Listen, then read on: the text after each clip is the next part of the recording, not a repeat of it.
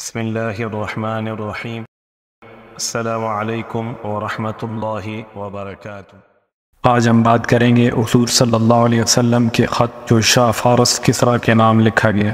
حضرت ابن عباس رضی اللہ تعالی عنہ فرماتے ہیں کہ حضور صلی اللہ علیہ وسلم نے ایک صحابی کے ہاتھ اپنا خط روانہ فرمایا، اور ان صحابی کو حضور صلی اللہ علیہ وسلم نے یہ ہدایت فرمائی کہ وہ یہ خط بحرین کے گورنر کو دے دے۔ چنانچہ بحرین کے گورنر نے وہ خط لے کر کسریٰ تک پہنچا دیا۔ جب کسریٰ نے وہ خط پڑھا تو اس نے خط کو پھاڑ کر ٹکڑے ٹکڑے کر دیا۔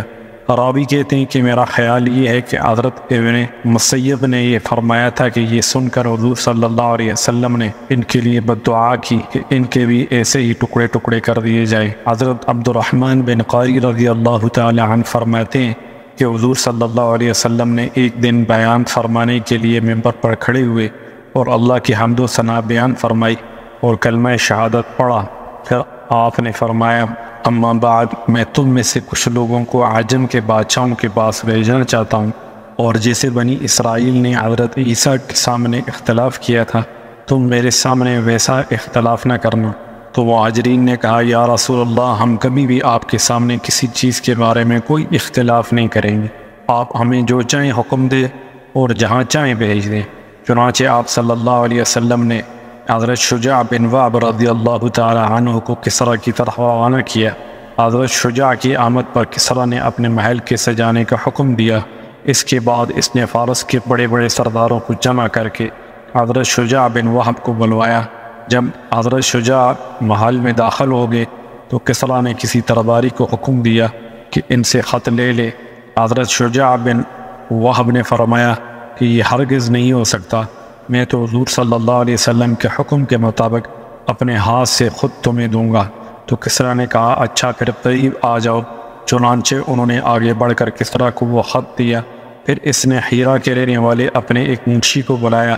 اس نے حضور صلی اللہ علیہ وسلم کا خط پڑھنا شروع کیا تو خط میں مضمون یوں تھا، اللہ کے رسول محمد بن عبداللہ کی جانب سے کسریٰ کے نام جو فارس کا بڑا ہے، اس بات پر اسے بڑا طیش آیا کہ حضور صلی اللہ علیہ وسلم نے اپنا نام اس کے نام سے پہلے لکھا ہے، اور اس نے بڑا شور مچایا۔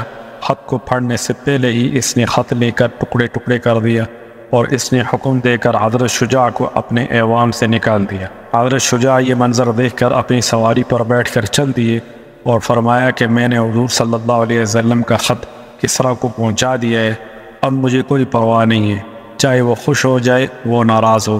راوی کہتے ہیں کہ جب کسریٰ کا غصہ ٹھنڈا ہو گیا تو اس نے حضرت شجاع کو اپنے پاس بلانے کے لیے ایک آدمی بھیجا۔ حضرت شجاع روانہ ہو چکے تھے، اس لیے وہاں نہ ملے۔ وہ آدمی تلاش میں ہیرا تک گیا، لیکن حضرت شجاع وہاں سے بھی آگے نکل چکے تھے۔ حضرت شجاع نے حضور صلی اللہ علیہ وسلم کی خدمت میں پہنچ کر ساری کارگزاری سنائی اور یہ بتایا کہ کسریٰ نے حضور صلی اللہ علیہ وسلم کے خط کے ٹکڑے ٹکڑے کر دیے۔ آپ نے فرمایا، کسریٰ نے تو اپنے ملک کو ٹکڑے ٹکڑے کر دیا۔ حضرت ابو سلمہ بن عبد الرحمن رضی اللہ تعالی عنہ فرماتے ہیں کہ جب حضور صلی اللہ علیہ وسلم کا خط کسریٰ کے پاس پہنچا اور اس نے پڑھ کر اسے پھاڑ ڈالا تو اس نے اپنے یمن کے گورنر بازان کو خط لکھا کہ اپنے پاس سے 2 مضبوط قسم کے آدمی حجاز کے اس خط لکھنے والے آدمی کے پاس بھیج دو تاکہ وہ اسے پکڑ کر میرے پاس لے آئیں۔ چنانچہ اس نے کسریٰ کے خط کی وجہ سے اپنے داروغہ کے ساتھ جد جمیرہ نامی فارسی آدمی کو بھیجا۔ اس داروغہ کا نام ابانوا تھا، وہ منشی اور بڑا حساب دان تھا، اور اس نے ان دونوں کے ساتھ حضور صلی اللہ علیہ وسلم کے نام ایک خط بھیجا جس میں یہ مضمون تھا کہ حضور صلی اللہ علیہ وسلم ان دونوں کے ہمراہ ہی میں کسریٰ کے پاس چلے جائیں، اور یمن کے گورنر نے اپنے داروغہ سے کہا کہ ان کی یعنی حضور صلی اللہ علیہ وسلم کی تمام چیزوں کو غور سے دیکھنا اور ان سے خوب بات چیت کرنا، اور ان کے تمام حالات اچھی طرح معلوم کر کے آنا اور سب مجھے بتانا۔ وہ دونوں یمن سے چلے اور طائف پہنچے۔ وہاں ان دونوں کو قریش کے چند تاجر ملے۔ انہوں نے تاجروں سے حضور صلی اللہ علیہ وسلم کے بارے میں دریافت کیا۔ ان تاجروں نے بتایا کہ حضور صلی اللہ علیہ وسلم یثرب میں یعنی مدینہ میں ہیں۔ حضور صلی اللہ علیہ وسلم کو کسریٰ کے پاس لے جانے کے لیے ان 2 سپاہیوں کے آنے سے وہ تاجر بڑے خوش ہوئے اور کہنے لگے، اب تو حضور صلی اللہ علیہ وسلم کے مقابلے میں کسریٰ کھڑا ہو گیا ہے، لہٰذا اب حضور صلی اللہ علیہ وسلم سے نمٹنے کے لیے تمہیں کچھ کرنے کی ضرورت نہیں ہے۔ وہ دونوں وہاں سے چلے حتیٰ کہ مدینہ پہنچ گئے، اور ابانوا نے حضور صلی اللہ علیہ وسلم سے کہا کہ کسریٰ نے یمن کے گورنر بازان کو خط بھیجا کہ وہ بازان آپ کے پاس چند سپاہیوں کو بھیج دے جو آپ کو کسریٰ کے پاس پہنچا دیں۔ چنانچہ بازان نے ہمیں اسی فرض سے بھیجا ہے تاکہ آپ ہمارے ساتھ کسریٰ کے پاس چلیں۔ حضور صلی اللہ علیہ وسلم نے فرمایا اب تو تم دونوں واپس چلے جاؤ، کل میرے پاس آنا۔ جب اگلے دن صبح کو وہ دونوں حضور صلی اللہ علیہ وسلم کے پاس آئے تو حضور صلی اللہ علیہ وسلم نے ان کو بتایا کہ اللہ نے فلاں مہینے کی فلاں رات میں کسریٰ پر اس کے بیٹے شیرویہ کو مسلط کر دیا، جس نے اسے قتل کر کے حکومت پر قبضہ کر لیا۔ ان دونوں نے کہا کیا آپ سوچ سمجھ کر بول رہے ہیں؟ کیا یہ بات ہم بازان کو لکھ دیں؟ آپ نے فرمایا ہاں لکھ دو، اور اس کو یہ بھی کہہ دینا کہ اگر وہ مسلمان ہو جائے تو جتنا علاقہ اس کے قبضے میں ہے سب اسے ہی دے دوں گا۔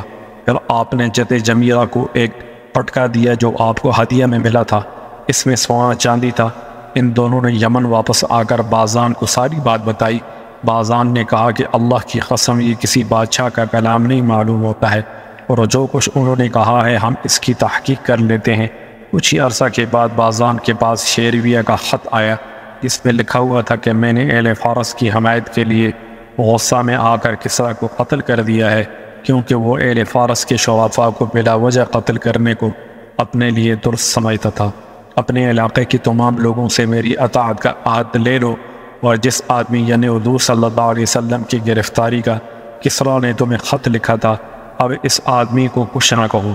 جب بازان نے شیرویہ کا خط پڑھا تو اس نے کہا کہ یہ آدمی یعنی حضور صلی اللہ علیہ وسلم تو یقیناً اللہ کے بھیجے ہوئے نبی ہے، اور وہ بھی مسلمان ہو گیا، اور یمن میں جتنے فارسی شہزادے رہتے تھے وہ بھی مسلمان ہو گئے۔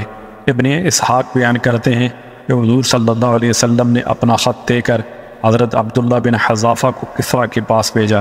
اس خط میں آپ نے کسریٰ کو اسلام کی دعوت دی تھی۔ جب کسریٰ نے وہ خط پڑھا تو اسے پھاڑ دیا۔ پھر اس نے یمن میں اپنے گورنر بازان کو خط لکھا کہ وہ دونوں آدمی مدینہ پہنچے، اور باویہ نے حضور صلی اللہ علیہ وسلم سے یہ بات کہی کہ شہنشاہ کسریٰ نے نواب بازان کو خط لکھ کر یہ حکم دیا ہے کہ وہ بازان آپ کے پاس آدمی بھیجے جو آپ کو کسریٰ کے پاس لے جائیں۔ اگر آپ خوشی خوشی چل دیں تو میں آپ کو ایک خط لکھ کر دوں گا جو کسریٰ کے ہاں آپ کے کام آئے گا، اور اگر آپ جانے سے انکار کرتے ہیں تو کسریٰ آپ کو اور آپ کی قوم کو ہلاک کر دے گا اور آپ کے تمام علاقے کو برباد کر دے گا۔ آپ نے ان سے فرمایا ابھی تو تم واپس چلے جاؤ، کل میرے پاس آنا۔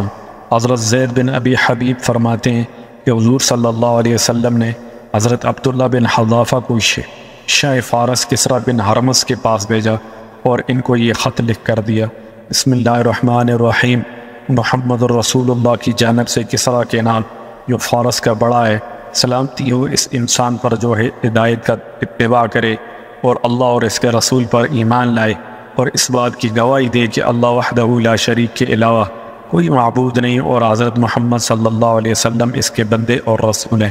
میں تمہیں اللہ کی طرف دعوت دیتا ہوں کیونکہ میں دنیا کے تمام انسانوں کی طرف سے بھیجا ہوا اللہ کا رسول ہوں، تاکہ میں ہر زندہ انسان کو اللہ سے ڈراؤں اور حجت کافروں پر ثابت ہو جائے۔